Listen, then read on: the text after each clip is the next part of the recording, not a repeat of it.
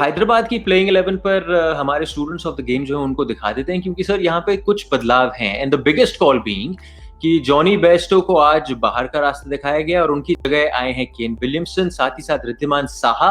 अब wicket keeping करने हैं, क्योंकि बेस्टो टीम में है नहीं, प्रियम गर्ग टीम से बाहर, एंड शाहबाज नदीम ने खलील अहमद की जगह ले है इस प्लेइंग 11 में। अजय सर,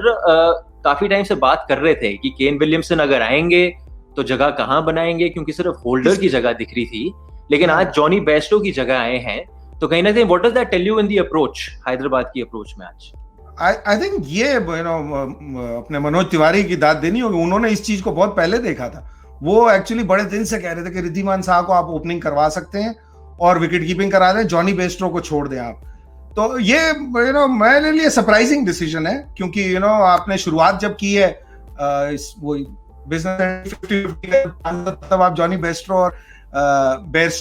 और डेविड वार्नर के साथ तो है ही, वो कप्तान है, फिर विलियमसन को भी आपने खिलाया, और चोट जब तक नहीं लगी थी ना विलियमसन को, तब तक ये सोच नहीं आ रही थी, क्योंकि जॉनी बेस्टो को आप जब बाहर कर रहे हैं तो एक बल्लेबाज तो बाहर नहीं किया, तो अब रिद्धिमान साहा से अगर आप ओपन करने वाले होंगे तो वो एक इंटरेस्टिंग है। शाहबाज नदीम जब पिछली बार टीम में आए थे, एक ओवर नहीं डाल के गए, उस दिन सीमिंग विकेट थी, तो यहां से बैठ के मैं सोचूं कि अगर टर्न होने वाली है इसलिए शायद लेके आए हो, लेकिन ऑब्वियस तो यही होता है कि जब आप सीमर को छोड़ें और स्पिनर को इंक्लूड किया है, क्योंकि ऐसा नहीं है कि किसी का प्रदर्शन छोड़ दिया आपने कि यार इसने अच्छा नहीं किया तो हमको मैन टू मैन ढूंढ के लाए। आपने जो ढूंढ के लाए हो, एक है फास्ट बॉलर और एक है स्पिनर, तो टोटल डिफरेंस है। हाँ, दोनों लेफ्ट आर्म जरूर है, लेकिन जो कार्य करते हैं वो बिल्कुल अलग करते हैं। तो क्या ये कंडीशंस को देख के किया हो सकता है, क्योंकि एक ये है, और दूसरा शायद केन विलियमसन को किसी भी तरह टीम में लाना चाहते हैं और वो स्टेबिलिटी चाहते हैं। आई थिंक जो मनीष पांडे और विजय शंकर जो पारी खेली है, उससे उनको थोड़ा कॉन्फिडेंस भी आ गया है कि अब जो हमारे पीछे के बल्लेबाज हैं, वो स्ट्राइकर्स जो हैं वो फॉर्म में है, तो बैटिंग ऑर्डर में भी बदलाव होगा। मुझे नहीं लगता कि आज मनीष पांडे फिर 3 पे दिखेंगे आपको, क्योंकि अगर आप केन विलियमसन को 4 तो नहीं खिला सकते, लेकिन बोलने के बाद मैं ये भी बोल दूं कि क्रिस गेल को भी नहीं खिला सकते, लेकिन हम देख रहे हैं, हम सीख रहे हैं, कुछ नया सीखने को आज भी मिलेगा।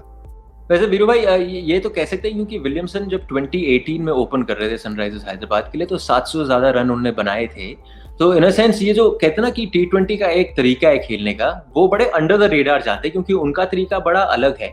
दिस इज वाई कभी कभी जब T20 में महान बल्लेबाजों की बात होती है, तो शायद उनका नाम उस वजह से नहीं लिया जाता। बट रिकॉर्ड उनके वैसे ही हैं, ऐसा नहीं है कि उनके रिकॉर्ड खराब है। और एक बात खास है केन विलियमसन की, विकेट थ्रो नहीं करते हैं अपना, मतलब इतनी आसानी से विकेट देकर नहीं जाते हैं, और कोशिश करते हैं कि वो अंत तक रहें और एक अच्छे टोटल तक लेकर जाएं अपनी टीम को, चाहे वो न्यूजीलैंड के लिए खेल रहे हो चाहे वो हैदराबाद के लिए। और सक्सेस तभी थी जब केन विलियमसन रन बनाते थे हैदराबाद के लिए, तभी शायद वो जीते भी थे या फाइनल तक पहुंचे थे उनकी कप्तानी में भी। तो मुझे लगता है ये एक निर्णय सही है, क्योंकि आप अगर किसी रिस्क वाले बैट्समैन को ले रहे हो तो वो एक डेविड वार्नर काफी है। जब आपकी टीम में स्टेबिलिटी नहीं है तो आप एक ऐसा बैट्समैन लाते हैं जो कि आपकी बैटिंग ऑर्डर को स्टेबल करे, और शायद उनका रोल ये नहीं कह सकता मैं कि वो अग्रेसिव ना खेले, बट क्योंकि वो इतने बढ़िया प्लेयर हैं कि उनको मैंने बहुत कम डॉट बॉल खेलते हुए देखा है। थर्ड मैन पे रन आराम से एक ग्लाइड कर देते हैं, 1 रन पॉइंट की तरफ 1 रन ले लेते हैं, रन मिस नहीं होने देते, मतलब बॉल टू बॉल खेलते हैं, कहीं चौका छक्का लग गया उनके बैट से तो उनका स्ट्राइक रेट ऊपर आ जाता है। तो मेरे ख्याल से सही निर्णय है ये, पहले दिन से ही केन विलियमसन को अगर खेलते तो अब तक वो इतने यूज्ड टू हो जाते इन कंडीशंस के कि फिर नौबत नहीं आती उनको। हाँ, वो इंजरी के कारण बाहर जरूर गए, वो कोई भी हो सकता है, बट मैं अगर हैदराबाद के खेमे में होता तो मेरी फर्स्ट चॉइस विलियमसन रहते, क्योंकि एक स्टेबल बैट्समैन है जो अपना विकेट थ्रो नहीं करते और अंत तक खेलते हैं।